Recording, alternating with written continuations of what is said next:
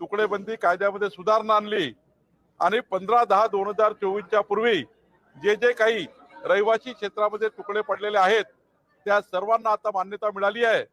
हे करत असताना एकही पैसा जनतेकडून आम्ही घेणार नाही, एकही पैसा अधिशुल्क आम्ही लावणार नाही। त्यामुळे आता या सुधारणा झाल्यामुळं पुढच्या काळामध्ये ज्या रजिस्ट्री थांबल्या होत्या त्या रजिस्ट्री होणार आहे। 7-12 लोकांचे नाव येणार आहे।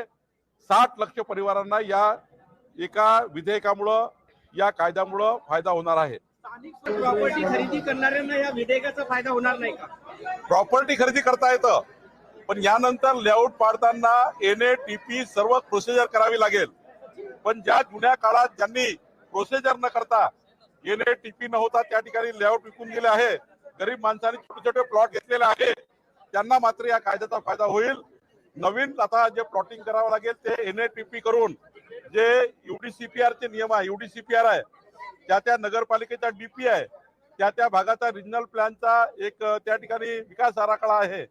विकास आराखड्याप्रमाणे पुढे मात्र त्या ठिकाणी नवीन नियमाप्रमाणे लेआउट पाळावे लागतील। जुन्या काळातलं 15/10/2024 पूर्वीचं आम्ही त्या ठिकाणी कायदेशीर करण्याचा प्रयत्न केला आहे।